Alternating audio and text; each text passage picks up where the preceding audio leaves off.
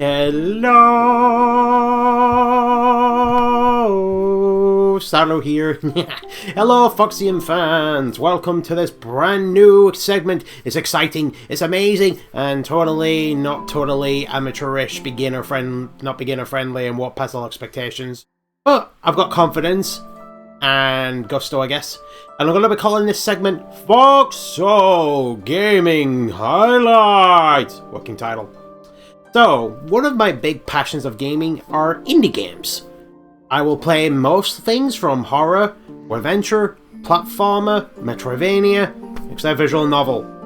Not again. Never again. I like them not necessarily for how they play, but the creativity they all seem to show.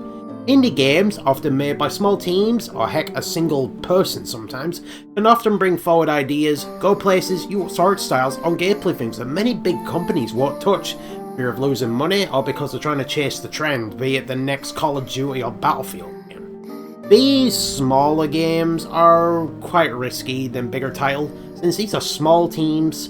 Obviously, they won't have the big gusto audience that others have, they won't have giant budgets, they won't have, well, not always have big advertising, and they compete with so many others. Meaning, so many go completely under the radar, which is sad. Indie games are like my fellow species. Many are there, but not all of them can get noticed. Indie simulators and visual novels tend to do well, but for others, unless they get advertising or spoken of by big personalities, many just barely get noticed.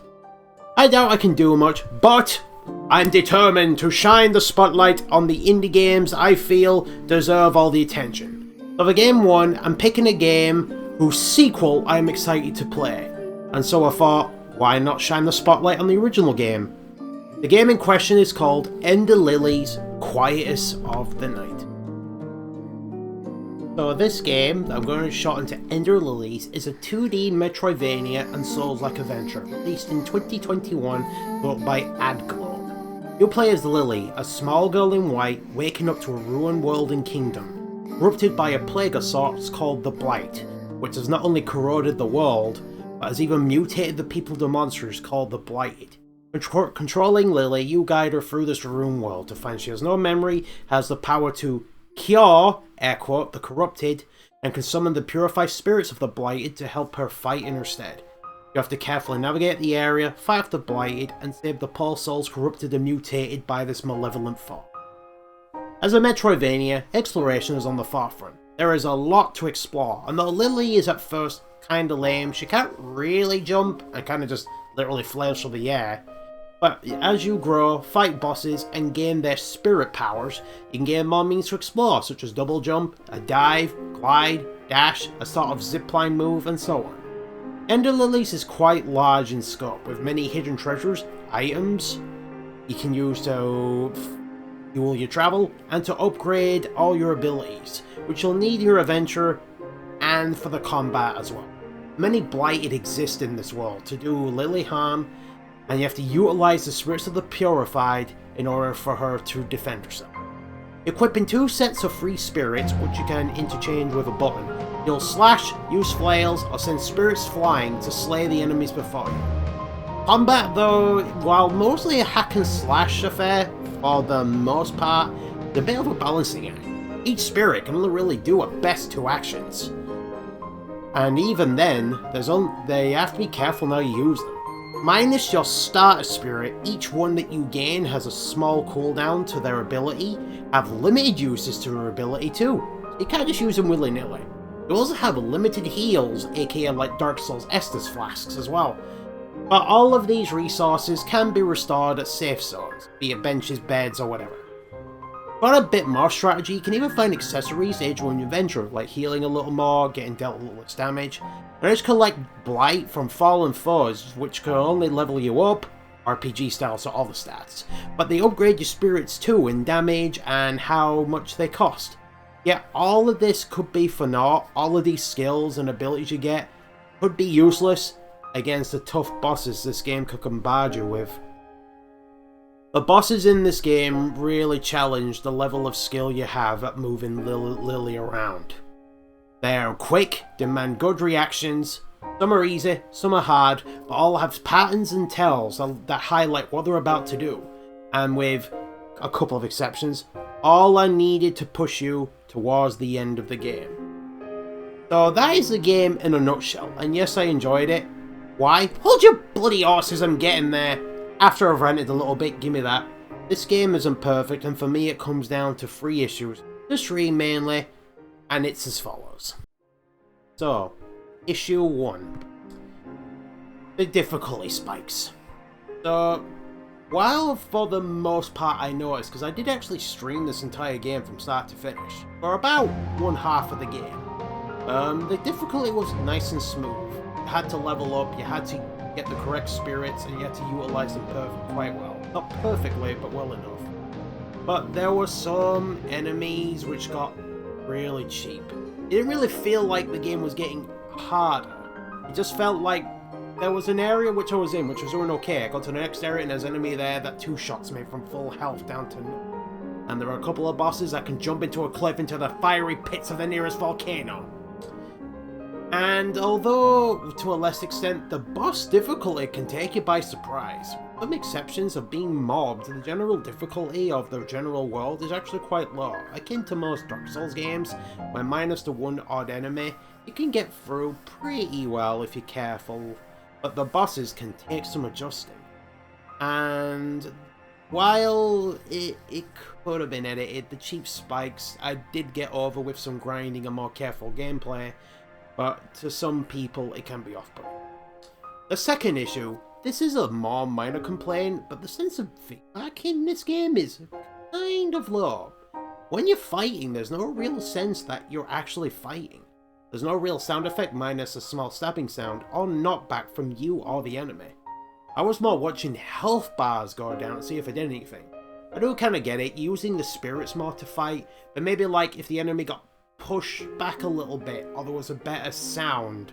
Because when you're in the chaos of things and moving around, it is not easy to know if you've even hurt them besides watching a red health bar shrink. And the third issue is petty, I know, but it's my video, whatever.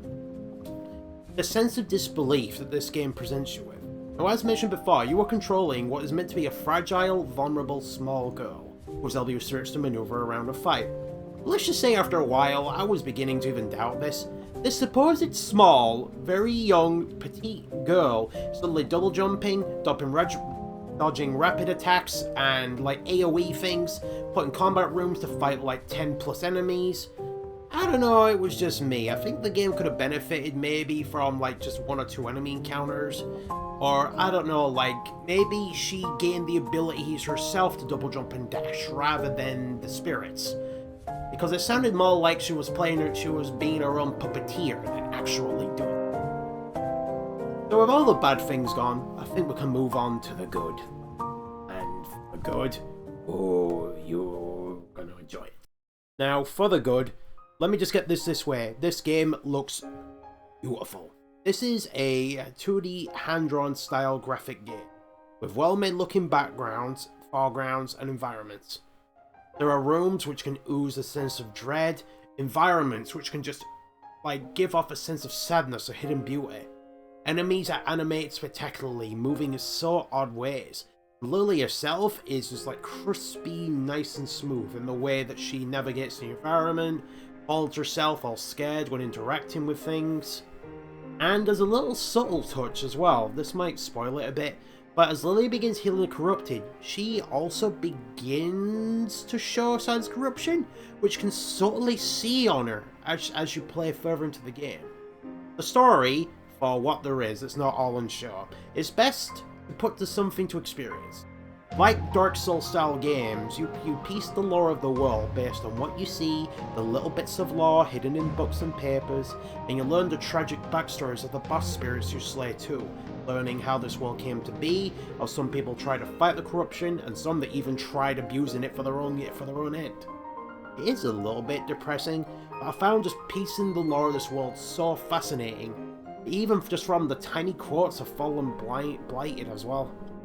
The bosses, save one, are all excellent, testing a player's reflexes for battle.